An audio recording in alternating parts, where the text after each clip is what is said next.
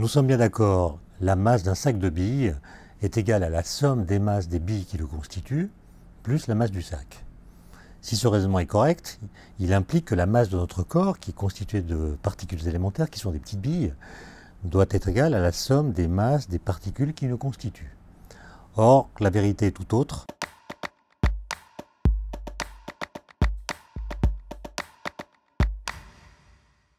La somme des masses des particules qui nous constituent ne représente que quelques pourcents de la masse totale de notre corps. D'où vient la masse majoritaire de notre corps?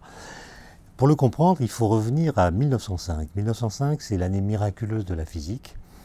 Un certain Albert Einstein, qui a 26 ans à l'époque, qui est ingénieur de 3e classe au Bureau fédéral de la propriété intellectuelle à Berne, publie en quelques mois 5 articles révolutionnaires sur 5 sujets différents de la physique.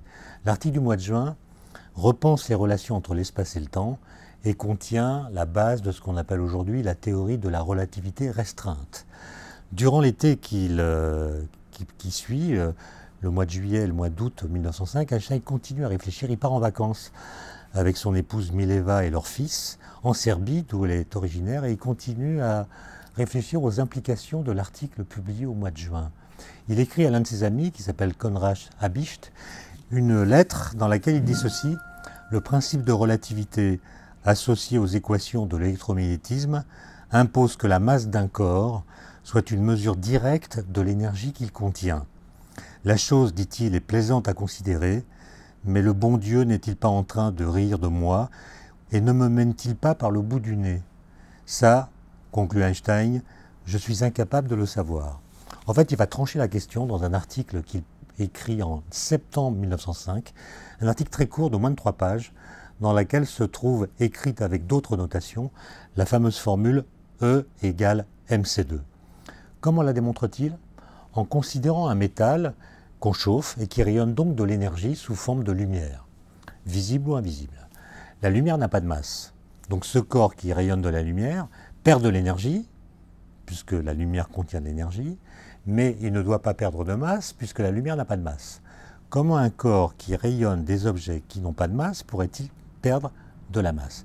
Einstein conclut que si l'on en croit les principes de sa théorie, alors le corps en question, du seul fait qu'il perd de l'énergie, perd également de la masse, et cette masse qu'il perd est donnée par la formule grand E, l'énergie qu'il perd, divisée par c au carré, c étant la vitesse de la lumière, qui vaut 300 000 km par seconde.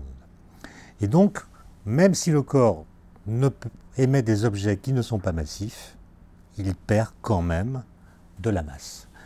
Et le génie d'Einstein le pousse à dire que cette formule, qui fait intervenir la vitesse de la lumière, doit demeurer vraie, même si aucune lumière n'intervient dans le processus par lequel le corps en question perd de l'énergie. Autrement dit, le statut de la vitesse de la lumière est changé. La vitesse de la lumière ne désigne plus seulement la vitesse de propagation d'un phénomène physique particulier qui est la lumière. La vitesse de la lumière devient une constante universelle de la physique qui intervient dans tous les processus dans lesquels de l'énergie est mise en jeu, même si aucune lumière n'intervient dans l'affaire. Alors les implications de cette formule sont considérables. Par exemple, la formule implique que n'importe quel morceau de matière contient de l'énergie du seul fait qu'il est massif. Même si le corps est immobile, au repos, il a une énergie mc carré qu'on obtient en multipliant sa masse en kilogrammes par le carré de la vitesse de la lumière. Par exemple, cette friandise qui pèse quelques grammes, quand on fait le calcul, on s'aperçoit qu'elle contient plusieurs dizaines de milliards de joules, c'est-à-dire une énergie plus grande que toute l'énergie que nous consommons pour alimenter notre métabolisme pendant toute la durée de notre existence. Comment comprendre cette différence? En comprenant que notre corps est un lieu de transit et que cette masse dopée à la vitesse de la lumière que nous absorbons dans nos repas, kilo après kilo, en fait n'est transmise à notre corps que dans des proportions infimes qui sont suffisantes pour alimenter notre métabolisme. Maintenant, il y a d'autres implications. Par exemple, celle qui permet de répondre à la question posée.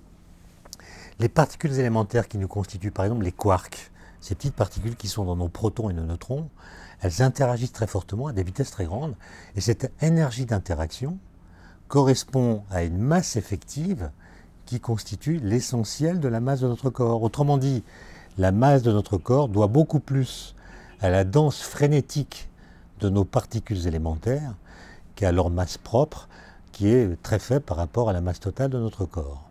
Ensuite, il y a des phénomènes qu'on peut voir tous les jours en laboratoire, qui sont très étonnants, dont il n'existe aucune contrepartie dans la vie courante, mais qui sont réglés par cette formule E égale mc2. Par exemple, si je prends deux protons de haute énergie, comme on le fait au CERN avec des grands colliseurs de particules, si ces deux protons entrent en collision à des énergies très grandes, on s'aperçoit que la collision va engendrer des centaines, voire des milliers de nouvelles particules. Et la somme des masses de toutes les particules ainsi créées est bien plus grande que la masse des particules incidentes. Qu'est-ce qui s'est passé? Il s'est passé que la vitesse des protons, leur énergie, par la formule E égale mc2, s'est transformée en masse, c'est-à-dire en nouvelles particules. Et là, il y a un phénomène très étrange qui est que la propriété d'un objet, en l'occurrence la vitesse des protons, s'est matérialisée en d'autres objets.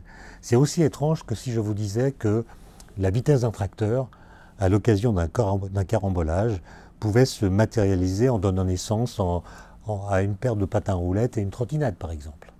Enfin, cette formule, elle est plutôt associée dans l'imaginaire collectif au pacte faustien que la physique la plus abstraite aurait passé avec le mal le plus concret. Bref, elle est associée à la bombe atomique, c'est-à-dire à Hiroshima et Nagasaki.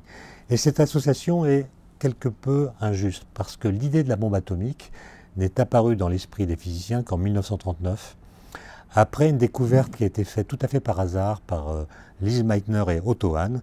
Ils ont découvert qu'il existait un isotope de l'uranium 235, qui a la propriété singulière de pouvoir se couper en deux, fissionner, lorsqu'il est percuté par un neutron lent. Et ça n'avait été prédit par personne. Et la formule d'Einstein ne permettait pas non plus de prévoir, elle date de 1905, l'uranium est connu depuis la Révolution française, depuis la fin du XVIIIe siècle, et il ne suffisait donc pas d'avoir la formule et l'uranium pour penser à la bombe atomique. Il a fallu cette découverte faite à la fin de l'année 1938 pour que les physiciens commencent à y penser. Et l'idée de la bombe atomique va donc conduire à ce que Einstein, qui ne s'est jamais intéressé aux forces nucléaires, sollicité par des amis physiciens, va écrire une lettre au président Roosevelt dans laquelle il signale que les Allemands ont des stocks d'uranium, ont également à leur disposition de très grands physiciens, et pourraient être capables, les nazis pourraient être capables un jour de fabriquer la bombe atomique. Donc il agit comme une espèce de lanceur d'alerte pour le président Roosevelt. Et l'association entre E égale mc2 et la bombe atomique ne viendra se montrer, si l'on peut dire, s'imposer qu'en juillet 1946, à la une du magazine Time, qui vient commémorer l'anniversaire de la première explosion atomique qui avait eu lieu en juillet 1945, donc avant Hiroshima et Nagasaki, dans le désert du Nouveau-Mexique. Et sur la couverture, on voit le visage d'Einstein qui est grave, qui semble interroger la postérité. On voit l'océan avec dessus beaucoup de bateaux de guerre, et on voit un nuage atomique qui a la forme d'un cobra. Et dans le nuage même est écrite la formule E égale mc2. Et le titre qui apparaît à cette une est Einstein, le cosmoclaste. Einstein, le destructeur de l'ordre. Et c'est à partir de cette association que nous pensons l'association entre la bombe atomique et la formule E égale mc2, alors que cette formule intervient dans beaucoup d'autres processus, par exemple le craquage d'une allumette ou bien la chute d'un corps.